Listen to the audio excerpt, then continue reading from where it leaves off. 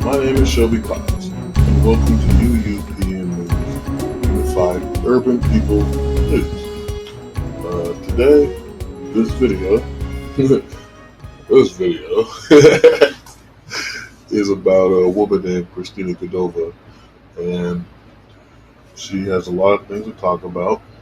Uh, she's seen me around the community multiple times, and liked what I was doing interviews and whatnot, and so she wanted to speak her opinion about things, multiple things.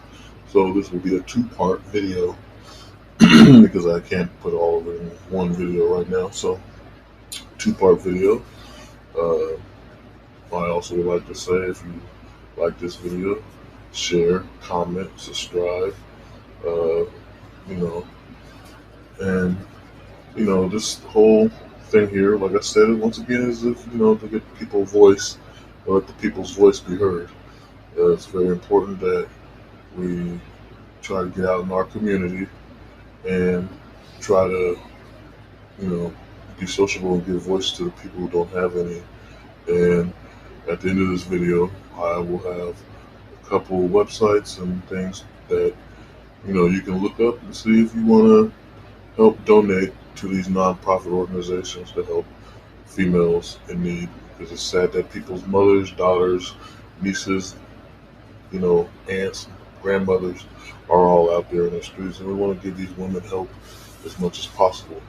So, without anything else being said, here's our video today with Christina Canova.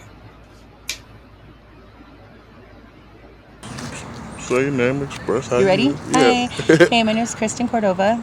I'm 35 years old, and I'm doing an interview with Mr. Shelby, who's really cool. I run into him from time to time. He helps me out because I'm homeless and because he's cool. But he does a lot of these interviews, and I really like what he stands for, so I'm excited about that. And now he's questioning me, and I'm a little nervous and thirsty, so I'm going to open up my Sprite. Don't let it spill everywhere. That's like totally Actually, sugar. wait a minute. It's gonna be He's going to blow up everywhere. Let's see, what do I want to talk about? Shelby. Shelby's handsome. Holy He's crap. smart. He's beautiful. He's funny. He's sneaky. I'm sneaky. I feel like he has a big heart.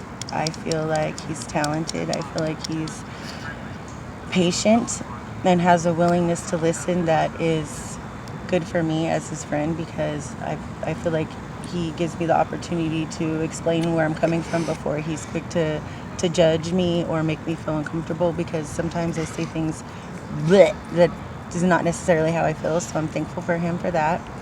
I hate how close he has the camera to my face.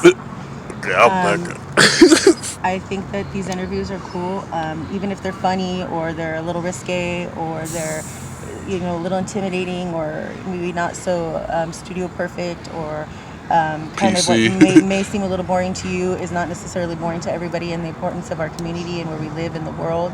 So I just hope that everybody gives him an opportunity and a chance to express himself, and give others the opportunity and chance to express themselves, because I think it's really awesome.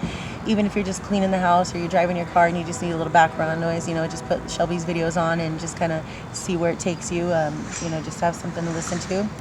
And so I'm hoping he's going to ask me a couple questions so I don't just go blah, blah, blah, blah and bore you people.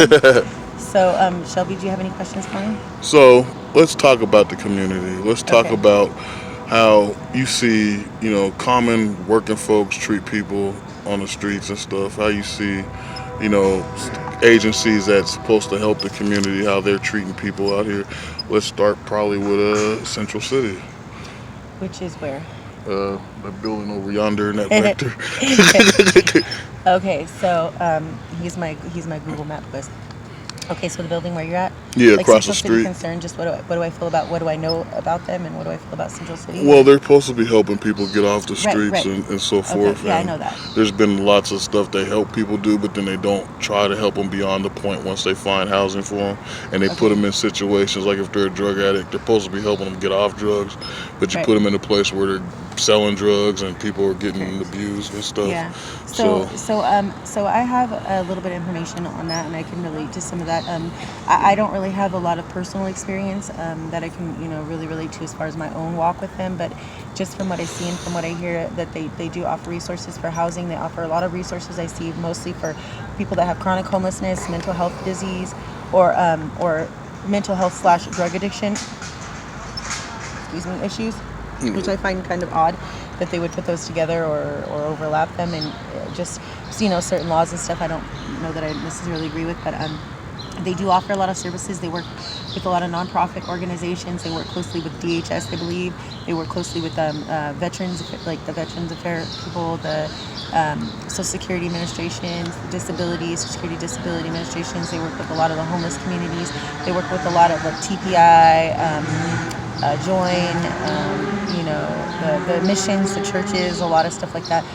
They work with 211, Love Incorporated. Those are the huge resources. Those are the links from the actual that tend to be statewide, more not just federal funded, but on both sides of the spectrum. So like really natural government agencies. 211 is a huge corporation. So 211 would be the head, just like DHS, social services would be the head, and then from there you trickle down. And these would be some of the first top resources mentioned. Would be things like TBI, Community Connect.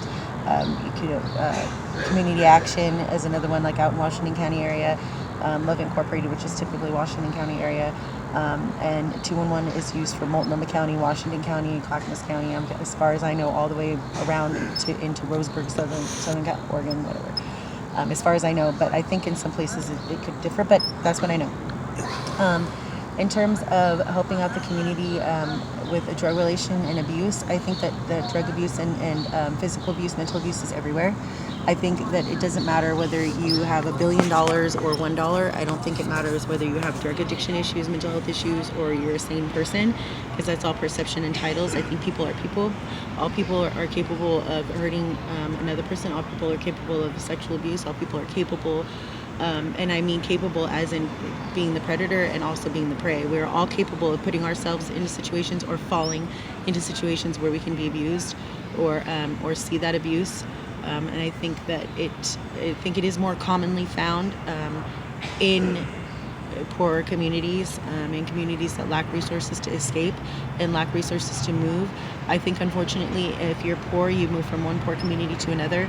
And I think that you tend to see a lot more drug abuse, mental health issues, physical abuse, sexual abuse in communities that are poorer. So I don't think that it is necessarily Community Connect's fault. However, I do feel that they don't push hard enough to think about the reality of what real resources and help is. The resources that they provide us. Let's get the butts off the seats outside and in the seats inside to have a healthier, successful life for the community, which sometimes I feel like could be healthier for the community in an aspect that we're not all out here loitering and bothering the people that are wealthier or more tax amiable or acceptable or more shunning that, or more they're on the freaking parent-teacher conference board, for crying out loud. You know what I'm saying? Yeah. People that have something to say, and that do have something to say if they're paying into it and they're helping out these resources.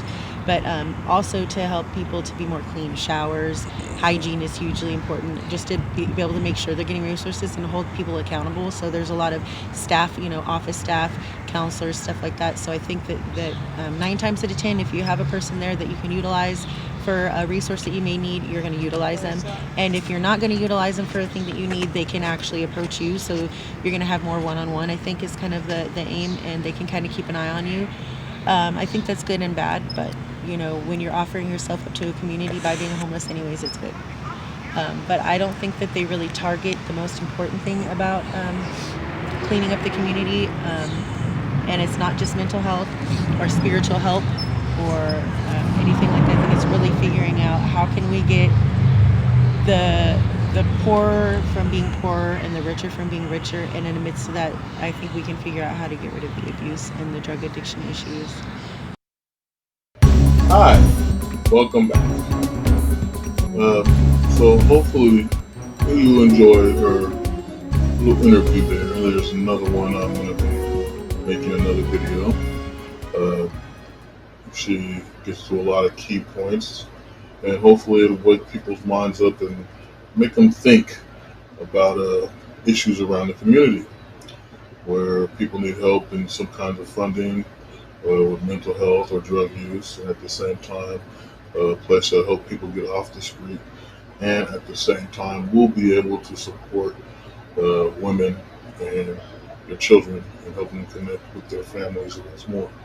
Uh, if you're interested in donating to a cause or nonprofit organizations to help these females get off the street, the link is below, and you can donate causes to the Sisters of the Road Cafe and the other one I have down here as well. Um, so, with that being said, I want you all to realize that there's people out there. Try to help out. Don't overdo it, but try to always look out for those who are in dire need. And don't be ignoring them or be selfish, because in a way that's vanity. Because we all know vanity is one of the seven deadly sins, and we don't want to go there. So, and don't be too greedy. Help somebody out. And more than anything, I want to say blessings upon you all, and I wish you all the best of luck in life. This is Shelby signing off. UUPN News. Peace.